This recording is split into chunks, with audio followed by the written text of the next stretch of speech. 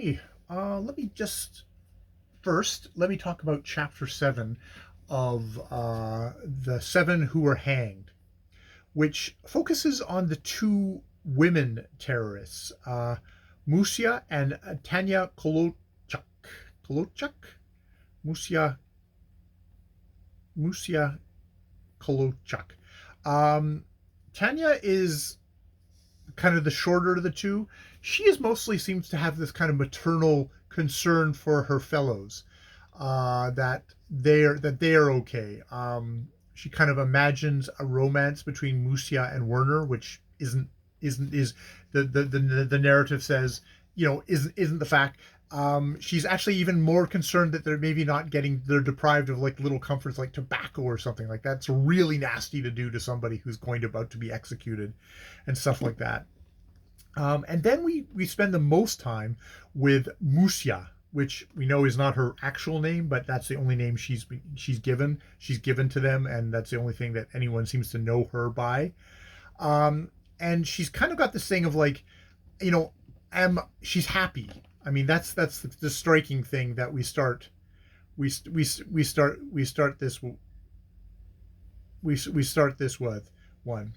But Musia was happy, and we get a description of her, kind of tiny. She's dressed in men's clothing, and makes her look like a stripling dressed in someone else's clothing. Um, she's kind of blushing because she's like, oh, people, people are going to be kind of sorry for me. People are going to kind of be concerned for me, and like I've done so little. I'm going to be a great martyr. But she kind of talks herself up to it in a way.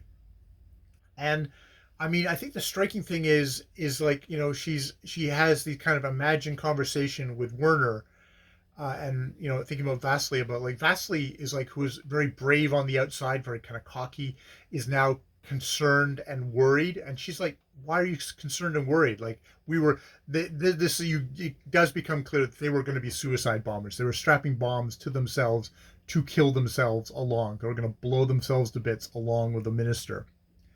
um you know you know you know and she has this really striking thing of like, you know I should like to go out alone before a whole regiment of soldiers and fire upon them with a revolver. It would not matter that I would be alone while they would be thousands, or that I might not kill any of them. It is that which is important, that they are thousands. When thousands kill one, it means that the one has conquered. That is true, Werner, my dear. So that to me is kind of like, that really kind of sums up the whole idea of, a terrorist, of like, this like tiny little group striking against a giant organization. It's that thing we've conquered already by just one trying to do damage. Um, and it's like perhaps the mind simply did not want to stop at one thought. Just when a bird soars with ease, it sees endless horizons. It's like she has this almost kind of religious thing. And then there's definitely this, just drenched in this kind of martyr thing of like, she's already gone to heaven with all her um, terrorist terrorist terrorist things. Like, all alarm and agitation had passed, the fatigued body had dissolved in the darkness, and her joyful, wearied fancy calmly created bright images, carried away by their color and peaceful tranquility. She recalled three comrades who had been hanged a short time before, and when she thought of that, it was like, a smile rising to her lips. He's gonna aware of thinks with joy in the morning of the house of his friends, which he's going to go to in the evening, and a greeting rises to his smiling lips. It's like, I'm going to be one of these martyrs. And basically, I am deathless. I am already immortal. And imagining, if all the scientists and doctors and hangmen had come to her and shown her own decomposing body, it's like, no, that's not me. I'm immortal. That you don't need me anymore. And then we have this kind of just thing of like the music, and it's like the sounds, and it's like it's a military band goes by, and it's just like it carries her away in this kind of carries her away on this kind of reverie, this lovely reverie of, which sounds like, they're out of tune, they're out of time. There's the clock. It's all kind of combining together to give her this kind of beautiful thing. And she begs for them to come again, and it's like she doesn't even. She's like, oh, these little soldiers, were of an entirely different sort, not at all like those at whom she had felt like firing the revolver. So we have like this out of tune musical band, these kind of comical guys, versus the kind of the mass army that she's going to shoot her revolver at, and they're just going to shoot her down in 2 seconds.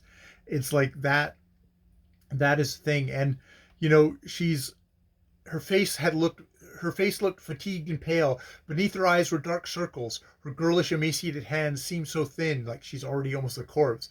Tomorrow, with the rise of the sun, this human face would be distorted with an inhuman grimace. Her brain would be covered with thick blood, and her eyes would bulge from their sockets and look glassy. But now she slept quietly and smiled in her great immortality, and she falls asleep.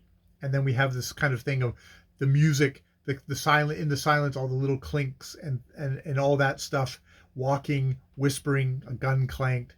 A thing opens, and a dark mustache face appears in the black hole and stared at her in astonishment, and then disappears as noisily as it appeared. Like, how is this possible that this girl is having a good night's sleep? But yes, she is. And they're already and at the end, we're already harnessing the horses to the black carriages without lanterns, which I assume are the carriages that will carry them to their execution.